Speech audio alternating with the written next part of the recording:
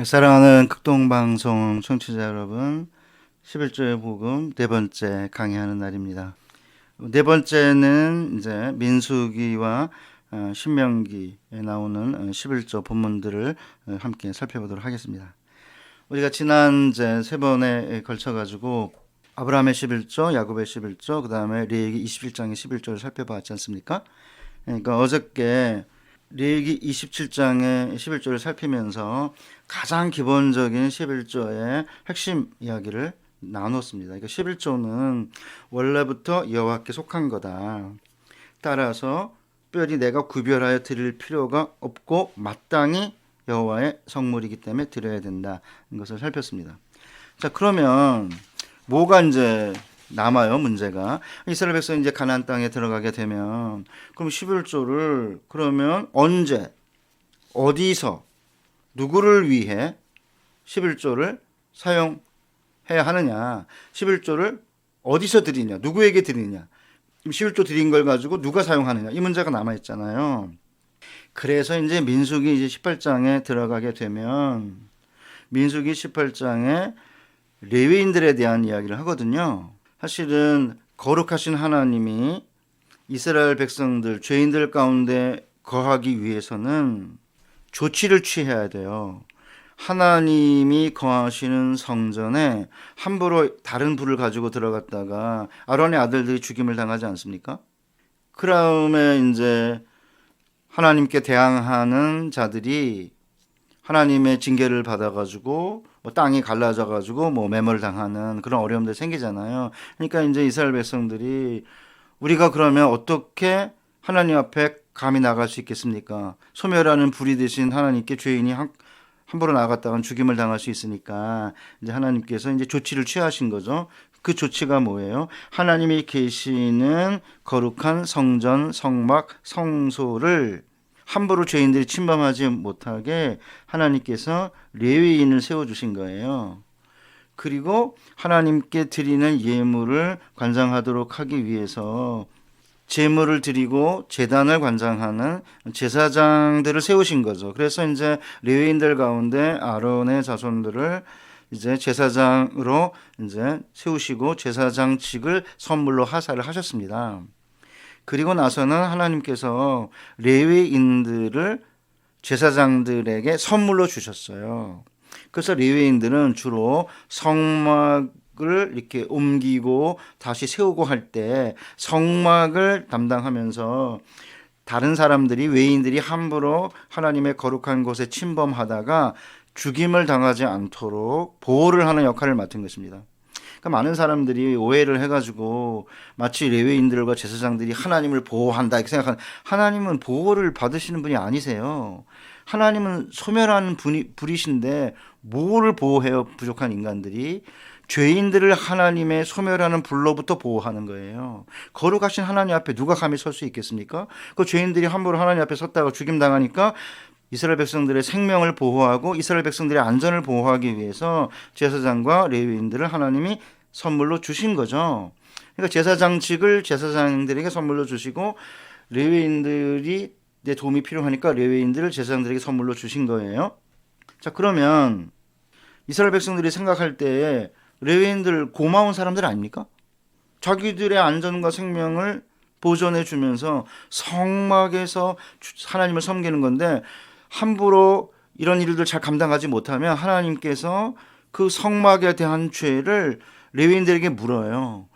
제사장들의 경우에는 제물에 대한 죄를 물으십니다. 그러니까 목숨을 걸고 위험한 비즈니스를 지금 레위인들과 제사장들이 감당하고 있는 거예요. 그렇다면 하나님께 마땅히 드려야 될 성물인 11조를 하나님께 드리면 땅이 없이 땅을 분배받지 못한, 기업으로 분배받지 못한 레위인들이 여호와를 섬기는 자들로 성막에서 일을 할 때에 생계를 유지할 수 있도록 11조를 레위인의 몫으로 준 거죠. 이걸 가지고 11조는 레위인의 세금이었다는데 그건 진짜 말도 안 되는 이야기고, 성경에 보면 하나님께서 이스라엘이 하나님께 드리는 11조라고 계속 반복되어 있어요. 하나님께 드리는 거지 레위인에게 드리는 세금이 아닙니다. 하나님께 드리는 11조를 가지고 하나님이 기업이고 땅이 기업이 없는 레위인에게 하나님이 선물로 주신 거예요. 이걸 가지고 11조가 레위인의 세금이라고 이야기하는 사람은 정말 이상한 사람들인 거죠. 게다가 그러면 하나님의 백성들이 하나님이 주신 은혜에 감사해서 이제 하나님이 주신 모든 것에 10분의 1, 땅의 소산의 10분의 1과 양과 가축의 소와 이런 가축의 10분의 1을 하나님께 드리면 선물로 하나님께 드리는 거 아닙니까? 실제로 선물이라고 돼 있어요. 백성들이 낸 예물이 예를 들어 시편 68편 18절에 보면은 주께서 높은 곳으로 오르시며 사로잡은 자들을 취하시고 선물들을 사람들에게서 받으시며, 선물을 하나님 받으시는 거예요. 그러니까 하나님께 드리는 예물을 또 선물로 표현하는 거죠. 마땅히, 물론 11조는 마땅히 하나님께 속한 것이기 때문에 뭐 하나님께 드린다는 말도 사실은 엄폐가 있긴 하지만, 그래서 성경은 하나님께 이스라엘 백성이 드리는 11조라고 되어 있고, 그렇다면 그 11조 선물인 거죠. 그러니까 하나님은 백성들에게 선물을 베푸시고 백성들은 그 선물을 받아서 하나님께 11조를 선물로 드리고, 그러면 레위인이 그 11조를 하나님에게서부터 선물로 또 받아서 또 레위인이 11조의 10분의 1을 제사장에게 드리면 제사장이 이제 그걸 가지고 이제 거제물로 삼은 그 11조를 또 사용하는 거 아닙니까? 그러니까 선물로 시작해서 이제 선물로 이어지는 선순환의 고리예요. 그런데 이걸 가지고 뭐 레위인들이 세력을 확장하면서 11조가 원래는 굉장히 원시적이고 자연스러운 하나님께 대한 자발적인 예물이었는데 그거를 뭐 세금으로 만들었다 이렇게 주장하는 것은 성경을 제대로 이해하지 못하는 데서 온 오류라고 생각합니다. 자, 그러면 이제 됐죠? 그러면 레위인들은 하나님께 받은 이 이스라엘이 하나님께 드린 11조를 이제 받아서 이제 그것으로 이제 생계를 유지하면서 성막에서 하나님을 섬기는 자들이에요. 되셨죠? 그러니까 우리가 지금 이제 현대로 이렇게 옮기면, 물론 목사들은 레위인들이 아닙니다. 그러니까 레위인이나 제사장의 사역의 기능을 감당하고 있는 자들이죠. 그래서 신약에서도 제단에서 일하는 자는 제단에서 먹는 게 마땅하다 그랬고, 그래서 바울이나 예수님께서 당연히 복음 사역자들은 그 복음을 전하는 일로 먹을 것을 얻게 된다고 말씀하셨어요. 뭐 그런 점에서 유사성이 있고 약간의 불연속성이 있는 건데, 뭐 그런 점에서 성도님들은 목회자들을 사랑하고 우리에게 준 선물이다 이렇게 생각하고, 또한 목회자들은 우리 성도님들을 하나님께서 내게 맡겨주신 선물들이다, 하나님의 양들이다, 서로 선물로 이해하고 서로 존중하고 사랑한다면 교회 안에 갈등이 좀 줄어들지 않을까 그런 생각을 하고요.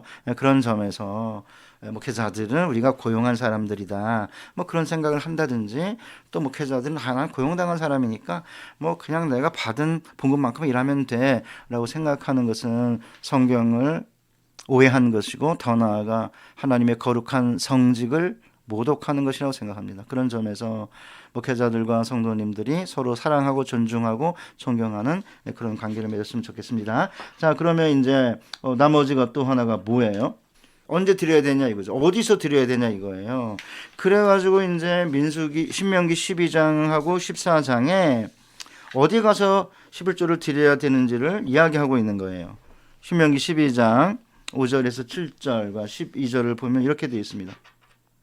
오직 너희 하나님 여호와께서 자기 이름을 두시려고 너희 모든 지파 중에서 택하신 곳인 그 계실 곳으로 찾아 나아가서 너희 번제와 너희 제물과 너희 11조와 너희 손의 거제와 너희 서원제와 낙헌 예물과 너희 소와 양의 처음 난 것들을 그리로 가져다가 드리고 거기 곧 너희 하나님 여호와 앞에서 먹고 너희 하나님 여호와께서 너희 손으로 수고한 일에 복주심으로 말미암아 너희와 너희 가족이 즐거워할지니라. 너희와 너희 자녀와 노비와 함께 너희 하나님 여호와 앞에서 즐거워할 것이요 내 성중에 있는 레위인과도 그리할지니 레위인은 너희 중에 분깃이나 기업이 없음이니라. 자, 그러면 가나안 땅에 들어갔어요. 그럼 어디서 11조를 드리는 거죠? 하나님께서 예루살렘에 내 이름을 두시겠다고 하셨고, 그리고 지성소 안에 시온소 보좌 위에 앉아 계시는 것으로 우리가 이렇게 상상하잖아요. 그 맞죠? 보이지 않지만 하나님은 거기에 임시 보좌를 만드시고 거기 계신 거잖아요. 그러면 우리가 예물을 바칠 때 어디에 가서 예물을 바쳐요?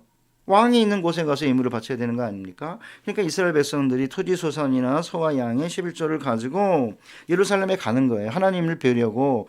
하나님께 가서 하나님께 예배 가운데 하나님께 예물을 드리고 7가지 예물을 가져갔으니까. 그리고는 하나님 앞에서 가족들과 노비와 심지어 레위인들과 함께 즐기라고 하는 거죠. 이걸 가지고 11조를 가지고 먹으라고 그랬으니까 가족 식사에 써도 된다. 하나님의 임재를 느끼면서 아주 묘하게 그런 단어를 넣고는 가족 식사에도 된다 그러는데 그것은 성경을 몰라도 너무 모르는 것 같아요. 여기 여호와 앞에서라고 하는 말은 예배를 암시하고 있는, 아니 예배를 명시적으로 이야기하고 있는 어구입니다. 그렇기 때문에 이건 예배 안에서 일어나는 일인 거예요. 그래서 아브라함이나 사실 야곱과 다르지 않아요. 아브라함도 떡과 포도주를 멜기세덱, 영원한 그 대제사장인 예수님의 모형인 멜기세덱이 떡과 포도주를 가지고 나왔잖아요. 왕의 골짜기에서. 예배 문맥 아닙니까? 성찬의 문맥. 야곱도 마찬가지죠. 하나님이 내 하나님이 되실 것이고 이 돌이 하나님의 집이 될 것이고, 그러면 하나님을 나의 하나님으로 고백하는 믿음으로 하나님께 예배하는 가운데 하나님께 드리는 게 11조예요. 그러면 11조는 예배의 예물이지 예배와 상관없는 예물이 아닙니다. 그래서 우리가 주일에 세상에 나가서 공평과 정의와 긍휼의 삶을 살아내고 하나님의 도우심으로 세상 이기고 승리한 다음에 주일에 교회에 오면 주님께서 떡과 포도주를 가지고 우리를 맞아주시면서 우리에게 말씀으로 위로해 주시고 성찬으로 우리를 배부르게 하시면서 우리가 그 안에서 교제하게 되면 찬을 나누잖아요. 교회에 낸 비용을 가지고 11조를 가지고 헌금으로 교회에서 식사를 제공하게 되면은 그게 여호와 앞에서 가족과 레위인과 노비들과 함께 식사하는 것과 무엇이 다르겠습니까? 그런 점에서 신명기 12장은 이게 무슨 잔치 11조라고 따로 있는 게 아니에요. 11조를 가지고 예루살렘에 가서 잔치용으로 쓸 수 있다는 것이죠. 물론 11조 레위인에게 안 주는 게 아니에요. 거기 7가지 예물을 가지고 가기 때문에 7가지 예물로 잔치 비용으로 쓸 수 있는 거고요. 그리고 많은 부분은 레위인에게 주는 거죠. 무슨 말씀 이해가 되셨죠? 자, 그런데 매 3년 11조라는 게 있어요. 멀리 떨어져 있어서 11조를 가지고 가기 어려운 경우에 그걸 돈으로 가지고 예루살렘에 가서 거기서 이제 먹을 것을 또 제사 드리고 함께 식사할 것을 구해라. 이게 신명기 14장에 나오는데 그 경우는 멀리 떨어져 있기 때문에 다 가지고 가기가 어렵고 가축을 가지고 가다가 중간에 무슨 일이 있을 수 있으니까 그런 경우에 돈으로 바꾸라는 거. 그건 시간이 없기 때문에 제가 다룰 수가 없는 거고요. 신명기 이제 14장이나 26장에 보면은 매 3년마다 11조를 각 성읍에 비축하도록 되어 있습니다. 그러니까 예루살렘에 가는 게 아니고 매 3년 때마다 11조를 자기가 사는 성읍에 비축해가지고 레위인과 성중에 거하는 객과 고아와 과부들이 먹고 배부르게 하라는 거죠. 여러분 보시다시피 민수기 18장이든 신명기 12장이든 신명기 14장 26장이든 11조가 나올 때 레위인은 한 번도 안 빠져요. 다 나와요. 레위인에게 하나님이 기업으로 주신 것이니까.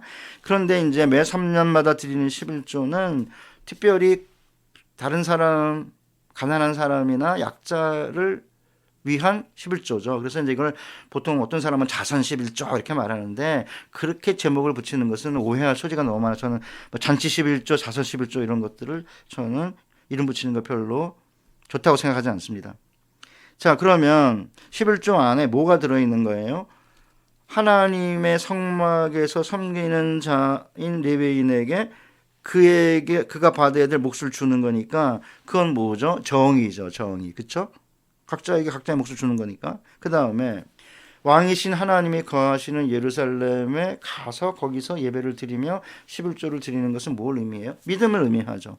하나님의 백성들이 믿음을 가지고 하나님께 나아가서 예배하는 가운데 하나님께서 주신 축복에 감사해서 제물을 드리면서 함께 식사하고 함께 하나님 앞에서 예배하는 거 믿음이 있어야 가능하죠. 믿음이죠. 그 다음에 매 3년 11조 뭐예요? 자선 베푸는 거니까 가난한 자들에게 레위인과 함께 긍휼이죠. 그러니까 아까 제가 처음에 첫날에 아브라함은 정의와 믿음과 긍휼의 삶을 살고 그 결과로 하나님께서 주신 승리의 축복에 감사하여 11조를 드렸던 것처럼 11조의 정신의 가장 중요한 핵심이 정의와 긍휼과 믿음인데 민수기와 신명기에 나오는 11조 본문들을 보면 정의와 긍휼과 믿음이 그 안에 있는 거예요. 그렇기 때문에 예수님께서 박하와 해안과 근처의 11조는 너희가 드리면서도 왜 율법에 더 중한 바 사랑과 긍휼과 믿음은 저버렸냐, 이것도 행하고 저것도 버리지 마라, 주님이 그러셨을 때 그냥 하신 말씀이 아니에요. 이스라엘의 11조의 핵심 정신이 정의와 긍휼과 믿음인 거죠. 그러니까 오늘 한국교회가 한국의 성도님들이 11조를 드리고 헌금하고 하면 그걸 가지고 복음사역자들에게 쓰고, 정의죠. 재단에서 일하는 자는 재단에서 먹을 것을 갖는 게 당연하니까. 그다음에 그거 가지고 뭐예요? 예배를 운영하고 교회를 이끌어가면서 예배, 교육, 선교, 교회 건물을 유지, 이런 거에 사용하는 거니까 그건 믿음인 거고요. 그 다음에 이제 그 11조를 가지고 가난한 자를 구제하고 뭐 장학 사업도 하고 선교사 보내고 선교단체 지원하고 하는 것은 긍휼이죠. 그러니까 11조를 드리면 교회가 그걸 가지고 목회자들이 잘 관리하고 또 우리 집사님들, 장로님들이 선한 양심을 가지고 잘 분배하고 하게 되면 정의와 긍휼과 믿음이라는 11조의 정신을 구현할 수 있는 거고, 그렇게 될 때 하나님께서 우리의 교회를 건강하게 하시고 우리 하나님의 나라를 더욱더 확장시켜 주실 것이고, 각 가정과 각 개인의 삶을 하나님께서 풍요롭게 하실 것이고 더 선한 일을 하도록 또 많이 부어주실 것이라고 생각합니다. 그런 멋진 그런 삶 살아가시기를 주님의 이름으로 축복합니다.